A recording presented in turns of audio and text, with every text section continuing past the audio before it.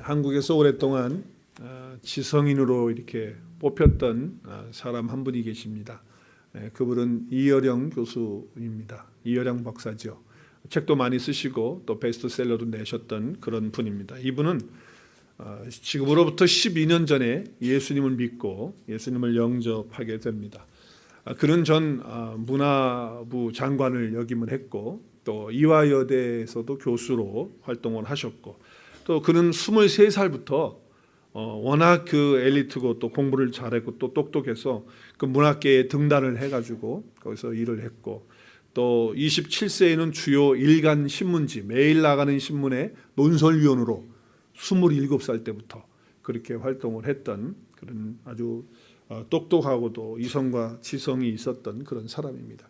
그렇기 때문에 그분은 자기의 지식, 자기의 지성 그것을 의지하고 믿고 살아갔던 사람입니다.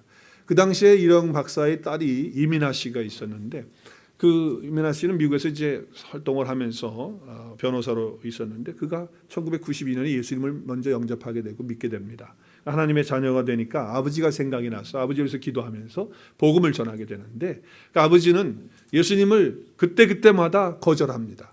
왜냐하면 자기가 최고의 지성인이고 그리고 많은 명예와 또 학식이 있기 때문에 예수 그리스도를 받아들인다는 것은 쉽지 않았던 일입니다. 그런데 2007년에 그 이여령 박사가 예수 그리스도를 받아들이고 믿고 그리고 영접해서 세례를 받게 되는 그런 일이 일어나게 됩니다. 깜짝 놀랐죠, 사람들이. 근데 그가 예수님을 믿게 되는 그 배경을 보면 그 딸이 미국에서 변호사 활동할 때 갑상선 암이 걸렸습니다. 근데 그 갑상선 암은 치료가 그렇게 어려운 게 아니라고 그래요. 거의 치료가 가능한 그런 암이라고 하는데도 불구하고 수술을 받고 치료를 했는데도 2번에 걸쳐서 재발을 합니다. 그래서 그것이 이제 후유증이 돼서 그런지 모르지만 눈의 망막 안에 있는 망막의 신경이 다 마비가 되면서 시력을 다 잃어버리는 이제 그런 상황까지 놓이게 됩니다. 거기다가 자기 둘째 아들이 있었는데 둘째 아들이 자폐증으로 심하게 이제 그런 증상 가운데 고생을 하는 이제 그런 상황이 됩니다. 그 아버지인 이여령 박사가 그 딸의 삶의 모습을 보면서 너무 불행한 거예요. 예수님을 믿는다고 하는데 너무 힘들게 사는 거예요. 그리고 그 몸에 그 암도 아직까지 몸 갖고 있죠. 또 시력도 지금 다 잃어가는 상태에 있죠. 그리고 자식까지도 자기 외손자지만 외손자도 지금 자폐증으로 그러고 있죠. 그런 상황 가운데 자기가 가지고 있는 지식과 학식과 경험과 명예와 돈을 가지고 다 해서 도와주려고 하는데도 그게 안 되는 거예요. 어떻게 할 수가 없는 거예요. 그러면서 느끼는 게 뭐냐면 나는 참 무기력한 존재구나. 나는 연약한 사람이구나. 나는 아무것도 할 수 없는 그런 사람이구나 하는 그런 자기 자신을 돌아보게 됩니다. 그러면서 창조자이신 하나님 앞에 자기의 지성이라고 하는 것, 이성이라고 하는 것, 지식이라고 하는 학식이라고 하는 것, 명예라고 하는 것 이건 아무것도 아니구나 하는 것을 깨닫게 됩니다. 그러면서 겸손하게 무릎을 꿇고 자기가 죄인됨을 인정하면서 예수 그리스도를 마음속에 믿게 되어지게 되었죠. 이여령 교수가 딸 앞에서 이런 고백을 했다고 그래요. 이렇게 이야기를 했는데 나의 지식과 돈이 너를 구하지 못했다. 그런데 내가 이런 삶에서 예수 그리스도 안에서 어떻게 이렇게 평안한 삶과 그리고 새로운 생명을 얻어서 이렇게 살아가는 것을 보면서 나의 무기력한 것이 증명되지 않았느냐. 내가 지금까지 이 무력함에 시달려왔다. 그리고 나는 죄인이었다. 이제 나와 함께 동행하자. 내가 시력을 잃어가면서 본 그 영원한 빛을 나에게도 이제 비춰주길 바란다 라고 이렇게 고백을 했다고 그래요. 역시 문학가는 문학가죠, 그렇죠? 예수님을 만났는데 뭐가 이렇게 이야기가 그냥 이렇게 그 시적으로 표현을 하고 그렇게 하잖아요. 우리 같으면 뭐라고 얘기하겠어요? 우리 같으면 나는 정말 무기력한 사람이었다. 나는 죄인이었다. 그래서 나 예수 믿기로 했다. 그러지 않겠어요? 우리 같으면? 그런데 이제 그분은 그렇게 이야기를 했다는 거예요. 문학가답게. 이분은 70년이 넘도록 예수님을 거절하고 거부하고 믿지 않던 사람입니다. 왜냐하면 자기의 이성을 굴복시킬 수 없었고 자기가 많이 가지고 있는 그 학식과 명예를 내려놓을 수가 없었기 때문에. 그런데 자기 딸이 그렇게 몸이 아프고 고통 가운데 있고 또 자기가 앞을 못 보는 상황이고 그런 상황 속에서도 불행한 모습이 아니고 기쁜 모습이고 평안한 모습이고 감사한 모습을 보면서 도대체 이게 어디서 오는 걸까라고 하는 질문을 스스로 던졌다고 합니다. 물론 하나님께서 역사하셔서 그 이민아 자매님이 그 암에서 치료가 되어서 또 그 눈이 시력이 다시 회복이 되어지는 그런 역사가 있고, 그 둘째 아들도 자폐증에서 낫게 되는 그런 축복과 은혜를 받게 되죠. 자, 그런데 이 딸 이민아 변호사가 아버지를 예수님 앞으로 인도하고 난 다음에 변호사에서 이제 목사 공부를 하게 되고, 그래서 목사가 됩니다. 그래서 사역을 하시는 가운데 암이 또 재발이 돼서 장기에 전이가 돼가지고, 내가 알기로는 아마 간하고 다른 장기에 이 암이 전이가 되면서 치료가 안 되기 시작합니다. 결국에는 암으로 인해서 하나님의 부름을 받고 천국에 가는 이제 그런 사건이 있게 되었죠. 그 아버지 지금 이어령 교수님도 암 투병 중이더라고요. 제가 얼마 전에 유튜브를 보니까 그 암 투병을 하면서 인터뷰를 한 그것을 본 적이 있는데, 그러면서 그분은 그 암 때문에 괴로워하지 않고 뭐 키모를 받고 그런 것도 안 하신다고 그러더라고요. 그냥 하나님께서 부르시면 간다. 나는 천국에 소망이 있고 하나님의 영원한 나라가 있다라고 하는 그런 고백을 하고, 그리고 그 마음속에 예수 그리스도와 함께 하면서 평강 가운데 정말 편안한 모습으로 그렇게 인터뷰하는 그런 모습을 제가 봤습니다.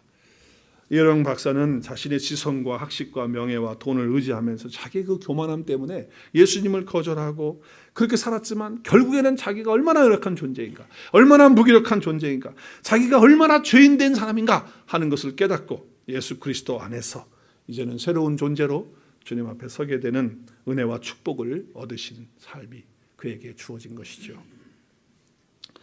가끔 저에게 사람들이 이렇게 질문을 해요. 목사님은 어떻게 예수님 믿으셨어요? 또 한 가지를 더 얘기를 하더라고요. 거기서 끝나는 게 아니고, 목사님은 어떻게 목사님이 되셨어요? 이렇게 또 질문을 해요. 그러면 저는 그 질문에 대해서 저는 먼저 이렇게 대답을 합니다. 그때마다 저의 대답은, 저는 모태로부터 교회를 다니기 시작했습니다. 소위 그런 사람을 뭐라고 그러죠? 잘 발음하셔야 돼요. 거기다 미음에다가 오에다가 시옷하면 안 돼요. 모태, 그게 아니고 모태신앙. 근데 아무튼 모태신앙이에요. 근데 사실 모태신앙이라는 건 말이 좀 어폐가 있죠. 뱃속에서 뭘 어떻게 예수를 믿겠어요. 어머니가 가셔서 기도하시고 말씀 읽으시고 찬송하시는 걸 내가 뱃속에서 들었겠지만 내가 무슨 신앙을 가졌겠어요. 그렇죠? 그런데 이제 그렇게 표현들을 하는 거죠. 자, 어릴 때부터 그러니까 저는 어떻게 했다는 겁니까? 교회에 다녔겠죠.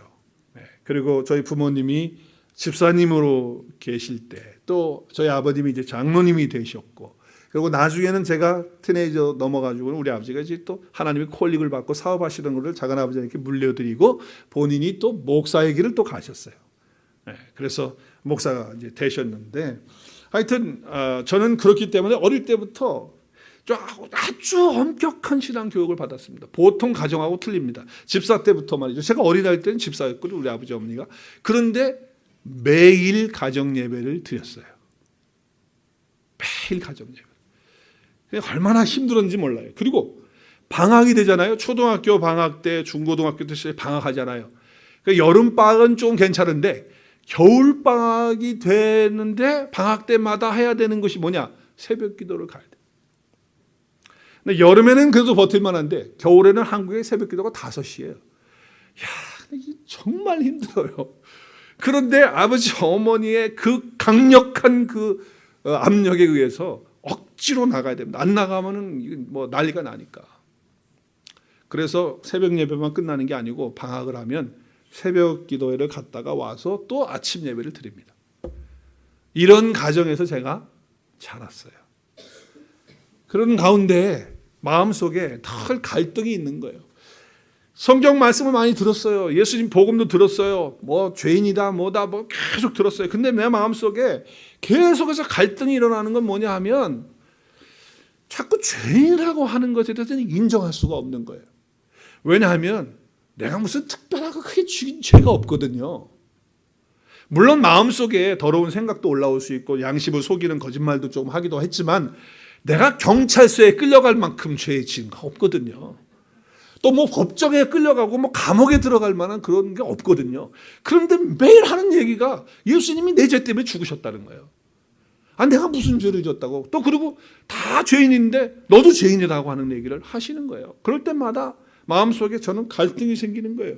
내가 조금 비양심적으로 사는 건 있고 조금씩 거짓말하는 건 있긴 하지만 내가 무슨 큰 죄를 졌다고 자꾸 죄인이라고 그러느냐. 나를 왜 죄인이라고 갖다가 얽어 묶어가지고 나를 힘들게 하려고 그러느냐.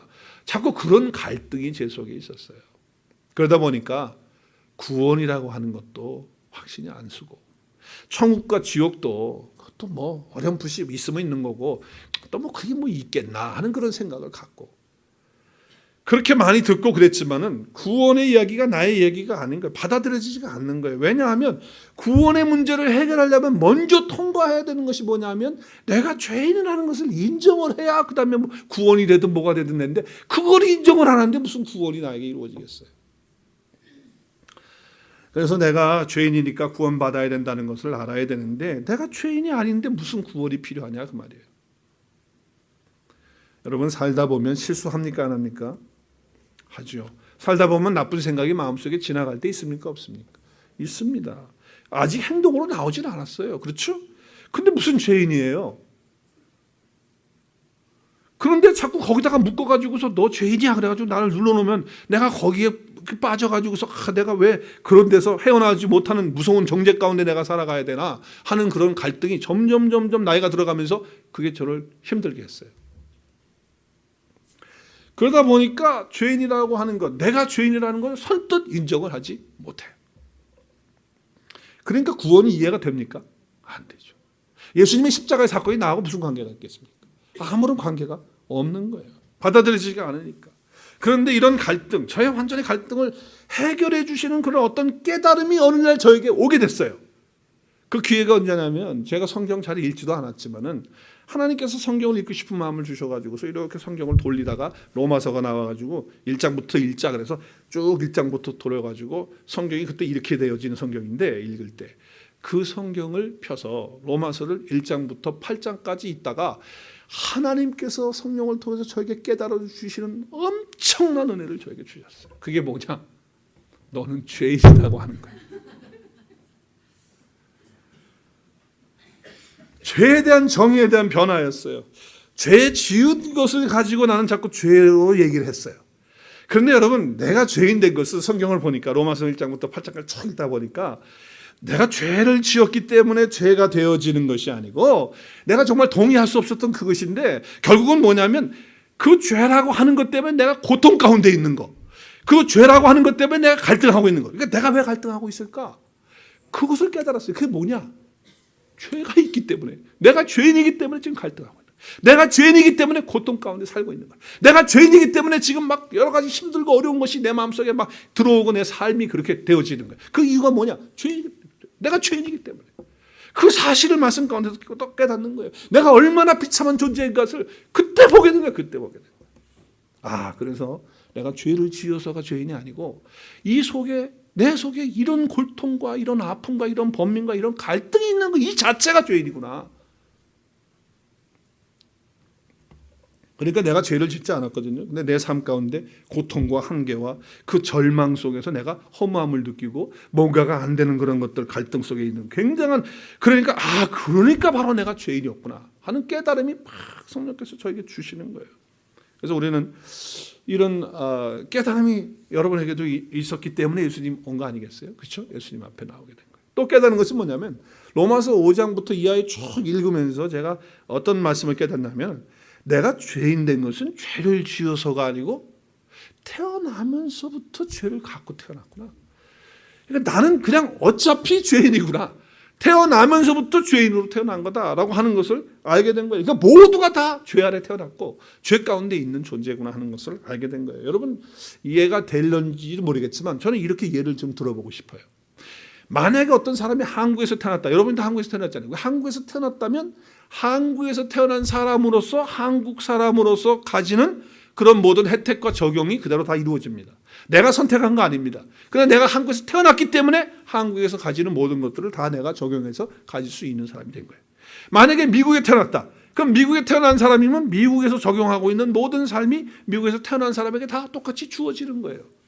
자, 세상의 원리가 그렇고 인간의 원리가 그렇다면 죄인의 원리도 더욱더 그렇다는 거예요. 죄인으로 태어났다고 한다면 내가 뭘 하기 전에 뭐 하고 안 하고를 다 떠나서 내가 뭘 선택하고 안 하고를 떠나서 죄 가운데 태어났기 때문에 우리는 죄인이 되었다라고 하는 그 이야기인 거예요. 그러니까 행위와 상관없이 어떻게 됐다는 겁니까? 나는 죄인으로 태어났기 때문에 죄의 한계 속에 사로잡혀 있는 죄인이라고 하는 사실을 깨닫게 된 것이죠. 사도 바울은요, 오늘 이 사실을 정확하게 말씀을 통해서 우리에게 설명하고 있어요. 우리 12절 말씀 같이 함께 읽겠습니다. 시작.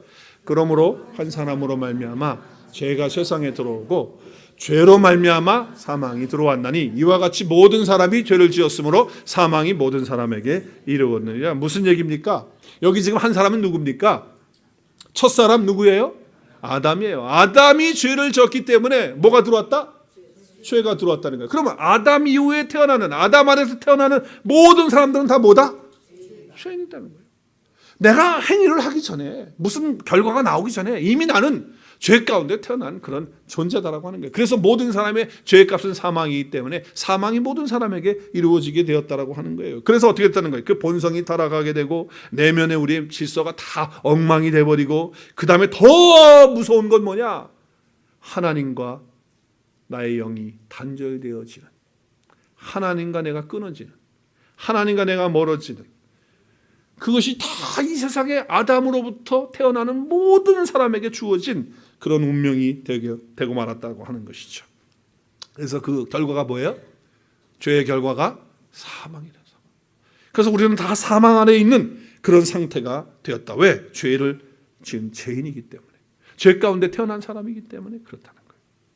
그러니까 성경에 나오는 역사는 인간이 죄를 짓고 죄인 되는 역사가 아니라, 죄인이 죄를 졌기 때문에 죄인 되는 역사가 아니고, 인간은 다 죄로 말미암아 태어나서 죄 가운데 살다가 그 죄를 더 크게 벌리고 더 확산시키면서 죄 가운데서 죄를 가지고 살아가는 그런 존재가 바로 사람이다라고 하는 것이 인간의 역사인 거예요. 그렇습니다. 우리는 죄인이에요. 죄의 어떤 모습을 가지고 어떤 행동을 했기 때문이 죄인이 아니라 죄의 신부로 태어났기 때문에 우리는 다 죄인이다. 그렇기 때문에 뭐예요? 소망이 없어요. 절망이에요. 인간은 가능성이 없다, 그런 얘기입니다. 여러분은 어떻습니까? 너무 절망적이지 않습니까? 이 얘기만 딱 들으면. 그러면 우리는 내가 무슨 죄를 져가지고, 그렇다면 내가 죄를 끊고, 그리고 또 안 짓고 살고, 그리고 그냥 내가 지어서 죄인 된 거니까 그걸 해결을 내가 스스로, 내가 만들어서 내가 죄인 됐으니까 내가 스스로 할 수 있는 거 아니겠어요? 근데 이건 그게 아니에요. 처음부터 나는 죄 가운데서 태어나서 죄 아래서 살아가는 그러면 내가 해결할 수 있는 게 없는 거예요. 내가 그 죄를 해결할 수 있는 힘이 없어요. 능력이 없어요. 절망이죠, 절망. 여기에 복음의 비밀이 있는 거예요. 오늘 사도 바울이 이것을 깨닫는 거죠. 그렇기 때문에 죄인 된 것은 행위가 아니고 어떤 것 때문에 아니고 죄로 말미암아 태어났기 때문에, 그렇기 때문에 구원도 마찬가지라는 거예요. 내 힘으로, 내 의지로 구원을 얻을 수 없다는 거예요. 그 죄를 해결할 수 없다는 거예요. 그럼 해결할 수 있는 방법은 뭐냐? 죄를 가져온 사람이 첫사람 아담이라면 두 번째 아담이신, 죄가 없으신 아담의 후손이 아닌 어떤 다른 분이, 한 분이 오시면 해결돼야 한대요. 해결된다는 거예요. 그것이 복음이에요. 우리의 노력으로 할 수 없다는 거예요. 내 어떤 인간의 어떤 도를 닦는 걸로 할 수가 없다는 거예요. 내가 죄를 지어서 죄인 된 게 아니기 때문에. 그렇기 때문에 그 근본적으로 한 사람이 범죄함으로 모든 사람이 다 죄인 되었다면 구원은 어떻게 일어나느냐? 한 사람, 죄 가운데 있지 아니한 한 사람을 통해서 이제 사람들이 구원받게 되고 의롭게 되어지는 역사가 일어나게 된다는 거예요. 그분이 바로 누구예요? 아담의 혈통으로 오지 아니하시는 예수 그리스도. 죄 가운데 종로로 타고 사망 아래 있었던 한 사람 때문에 그렇게 됐던 모든 사람들을 다시 그들을 풀어주고, 그리고 그들에게 생명을 줄 수 있는 한 사람이 오셔야 된다. 아담의 후손이 아니어야 돼요. 죄와 상관이 없는 분이어야 돼요. 그래서 그분이 오신 거죠. 이것이 하나님의 비밀이에요. 그래서 오늘 보면요, 이것 때문에 지금 이 사실을 깨닫고 바울은 흥분을 하고 있어요. 너무너무 감격하고 있어요. 그래서 어떻게 합니까? 한 얘기를 또 하고 또 하고 또 하는 거예요. 여러분, 우리가 받은 복음은요, 또 하고 또 하고 또 하고 해도 모자랄 줄로 믿습니다. 계속 얘기해야 되는 거예요. 계속 귀가 아프도록 얘기해야 되는 거예요. 왜? 너무 귀한 얘기고, 이거는 해도 정말 감사하고 감격하고 은혜로운 말씀이니까. 계속 우리는 이 얘기를 하는 거예요. 그래서 바울은요, 오늘 너무 감격해가지고 자기가 이 깨달은 이 복음을 가지고 너무너무 좋아가지고 또 하고 또 하고 4번을 반복해서 오늘 얘기를 해요. 우리가 반복하는 얘기를 한번 우리 좀 봤으면 좋겠어요. 여러분, 어떤 것보다도 정말 이 사실에 대해서 여러분이 깨닫고 누릴 수 있기를 바랍니다. 누려야 됩니다. 네, 그리고 나누어야 돼요. 자, 한 가지 꼭 잊지 마시고 우리 예수 그리스도에 대해서. 자, 15절 말씀 보세요. 15절 보면 그러나 이 은사는 범죄와 같지 아니하니 곧 한 사람의 범죄를 많은 사람이 어떻게 했다고요? 죽었어요. 근데 하나님의 은혜와 또 한 사람 예수 그리스도의 은혜로 말미암아 어떻게 해요? 선물을 받은 사람들은 어떻게 했다고요? 넘쳤어요. 이제 넘쳤어요. 그러니까 이게 지금 무슨 얘기입니까? 한 사람으로 인해서 다 죽었는데 한 사람 예수 그리스도의 은혜로 말미암아 또 많은 사람들이 살게 되는 역사가 일어났다는 것을 감격하면서 얘기해요. 그러면서 또 17절에 똑같은 얘기 또 해요. 한 사람의 범죄로 말미암아 뭐예요? 사망이. 한 사람을 통해서 어떻게 했다고요? 이제 사망이 왕노릇하는 그런 자리에 있었는데 하나님의 은혜와 의의 선물인 예수 그리스도, 그를 받은 자들 한 분 누구? 예수 그리스도를 통하여 어디 안에서 왕노릇해요? 생명 안에서 왕노릇하는 역사가 일어나게 됐다라고 하는 거예요. 자, 그러면서 여기서 끝나는 게 아니에요. 또 얘기를 해, 똑같은 얘기를. 그런즉 한 범죄로 많은 사람이 어떻게 했다고요? 죄인이라고 정죄함 받았는데 이제 한 의로운 행위로 말미암아 많은 사람이 의롭다. 한 의로운 행위가 누구십니까? 예수 그리스도의 십자가의 사건을 통해서 많은 사람들이 의롭다고 와서 어디에 이르러? 생명에 이르게 되는 역사가 이루어진 거예요. 이제 사망의 아래서 죄 아래서 왕노릇하던 사람이 생명 안에서 생명 가운데서 왕노릇하는 자가 되는 거예요. 한 사람을 통해서 이런 역사가 일어나게 됐다는 거예요. 여기서 끝나지 않아요.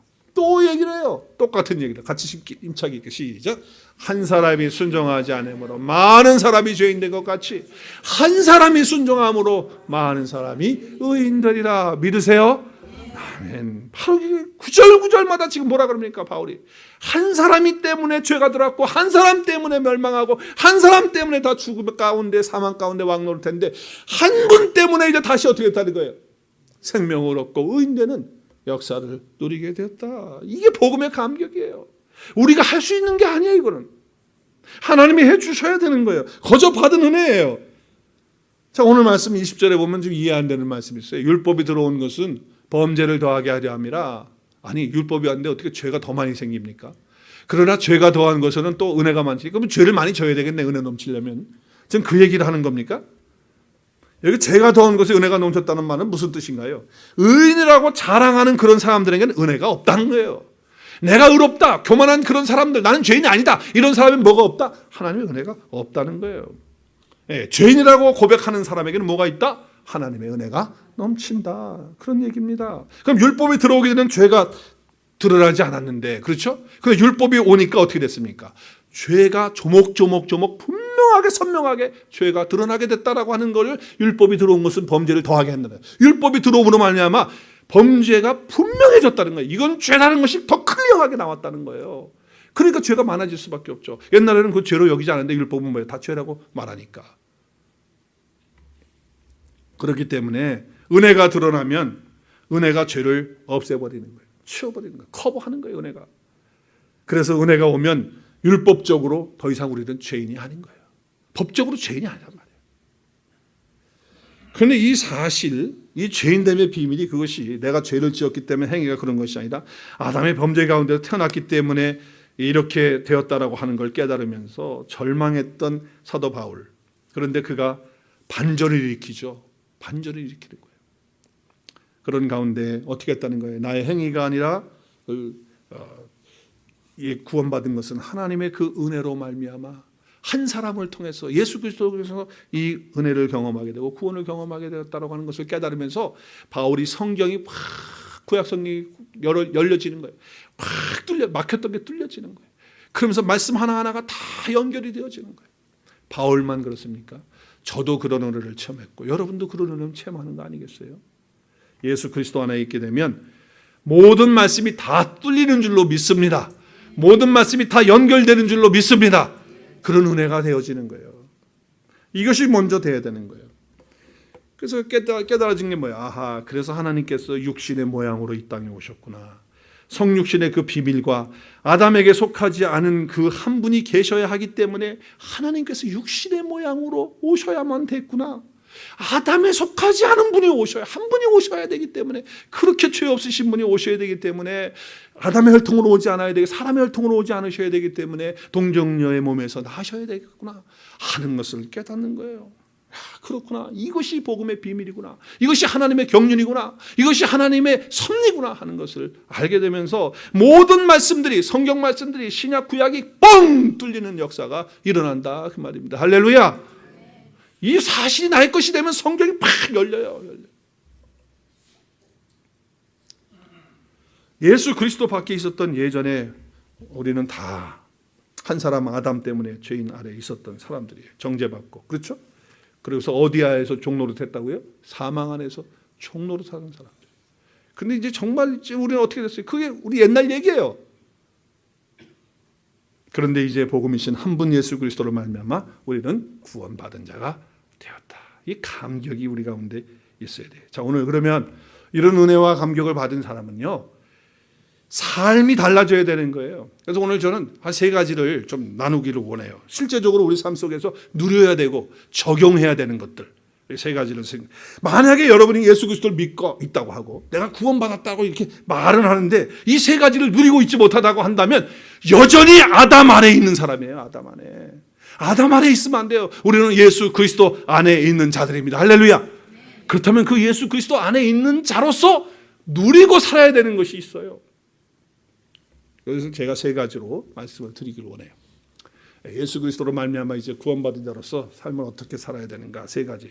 우리 한번 같이 읽겠습니다. 첫째, 시작. 나의 형편과 상황이 어떠하든지 상관없이 나는 의인이라는 사실을 믿고 살아가는 것입니다. 할렐루야. 여전히 우리는 죄인 중에 괴수예요. 우리 자신을 보면. 그러나 예수 그리스도에 들어오게 되면 예수 그리스도를 통해서 우리는 하나님 앞에 어떻게 불려지냐 하면 의롭다고 불려지는 거예요. 그럼 말씀 보세요. 19절에 보면 한 사람의 순종하심으로 많은 사람이 뭐가 됐습니까? 의인이 되었어요. 우리는 의인이 된 사람들이에요. 이미 예수 그리스도 안에서 우리는 의롭다함을 받은 사람들이라는 거예요. 그렇기 때문에 여러분 죄책감 가운데 빠져서 살면 안 돼요. 아직도 죄인이라는 삶 속에서 지난날의 실패와 지난날의 아픔과 지난날의 잘못된 것들과 지난날의 어떤 상처와 괴로움을 갖다가 가지고 그냥 메모리 속에 탁 잡아넣어가지고 그거를 떨쳐버리지 못하고 살아가는 그런 사람이 아니어야 된다는 거예요. 우리는 이제 아담 아래 있는 사람이 아니에요. 예수 그리스도 안에서 어떻게 된 사람입니까? 의롭다함을 받은 사람이라는 거예요. 할렐루야. 실수 안 하면서 살아가는 사람이 어디 있겠어요? 가슴 아픈 이야기 하나도 없는 사람이 어디 있겠어요? 다 아픈 이야기 있고 얘기 꺼내면 보따리 꺼내면 과거에 다 이런 슬픔, 아픔, 괴로움 다 있었잖아요. 근데 그걸 가지고 계속 끄집어내면서 살아가는 거는요, 거기에 붙잡혀 살아가는 것은요, 아담 안에 있는 사람이 아니에요. 예수 그리스도의 안에 있는 사람은 그렇게 살지 않아요. 의롭다함을 받은 사람답게 사는 거예요. 그래서 의롭게 살기 위해서 하나님이 그렇게 인정해 주셨기 때문에 의롭게 살기 위해서 몸부림치는 거예요. 그런데 의외로 너무나도 많은 사람들이 그 죄책감 속에 그 상처 가운데 붙잡혀서 살아간다, 그런 얘기예요. 형벌을 두려워하면서. 캘리포니아에 있을 때 멕시코 단기 선교를 한 8차례 9차례 갔던 것 같습니다. 근데 갈 때마다 이제 선교사님들하고 사역을 같이 하는데 한 분 선교사님은 이제 교도소 사역을 하시는 분이 계셨어요. 근데 교도소 사역을 하는데 한 분이 그 마약 갱단에서 아주 이렇게 크게 활동하던 사람이었는데 그분에게 복음을 전했는데 그가 예수님을 믿게 됐어요. 받아들이게 돼요. 예수님 믿으니까 변화되잖아요. 새로워지잖아요. 엄청나게 달라요. 그리고 이제 형을 다 마치고 나왔어요. 나왔는데 그 선교사님이 성경학교에 이제 공부 더 하라고, 그래서 말씀 또 배우라고 이제 그렇게 해서 공부를 했어요. 근데 하나님께서 그에게 너무 큰 은혜를 주신 거예요. 그래서 그분이 하나님의 콜링을 받고 목사의 길을 가기 위해서 신학교를 들어가요. 그래서 멕시코 신학교를 다니면서 공부를 하는데 워낙 공부 체질이 아닌데 하나님이 지혜를 주셔가지고 공부도 잘해가지고 신학 공부를 다 마친 거예요.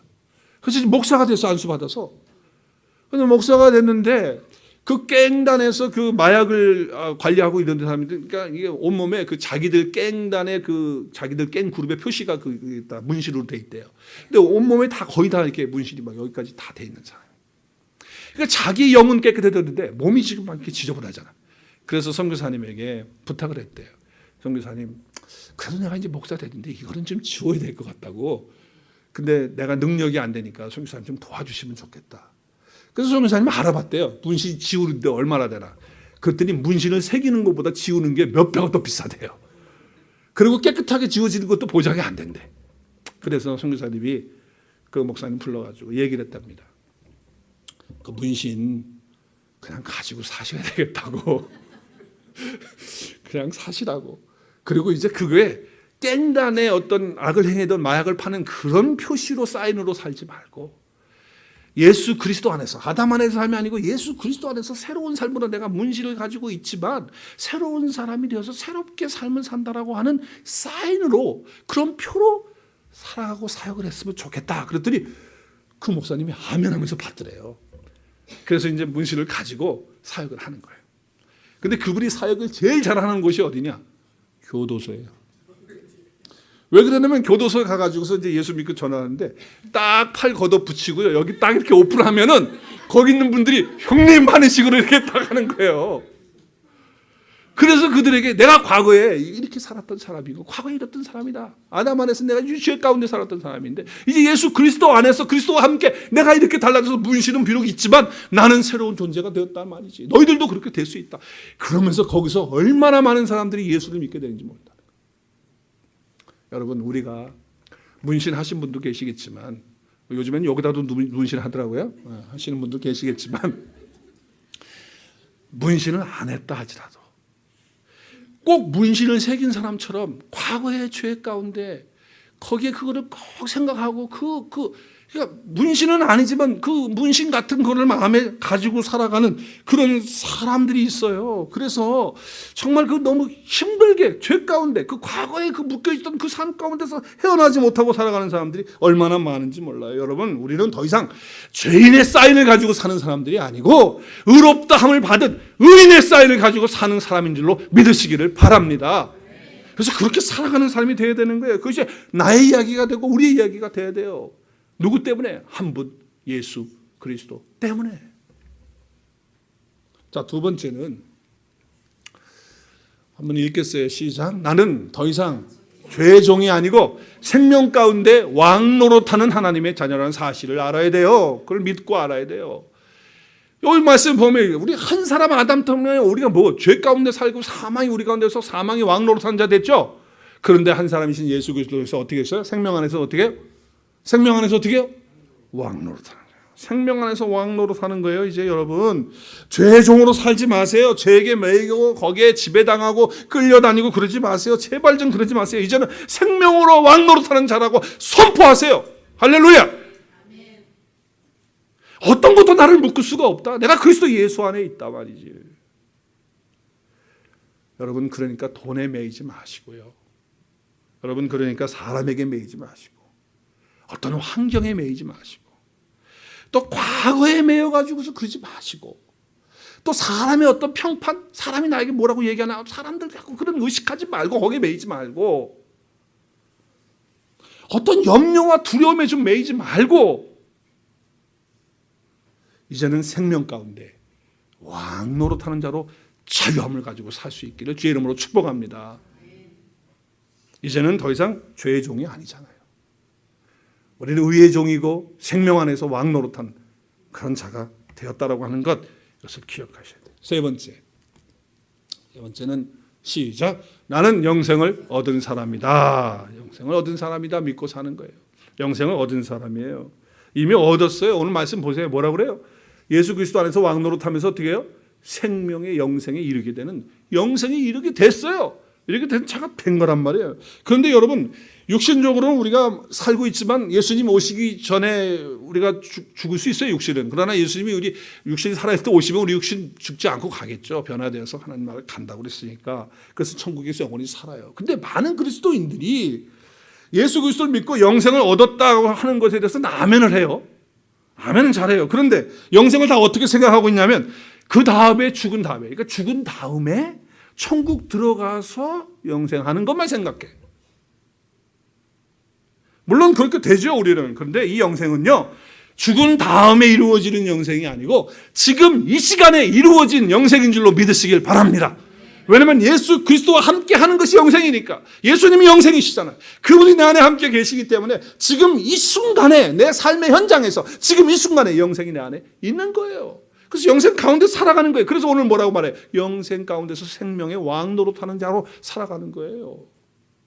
죽어서 가는 천국 당연히 가죠. 그러나 이 땅에서 지금 현재 이 시간에 살아가는 거예요. 그러니까 여러분 사망의 능력을 이기는 그런 생명의 영생을 가지고 살아가는 사람들은요, 이 땅에 어떤 일이 있어도 죽는 사람처럼 살아가잖아요.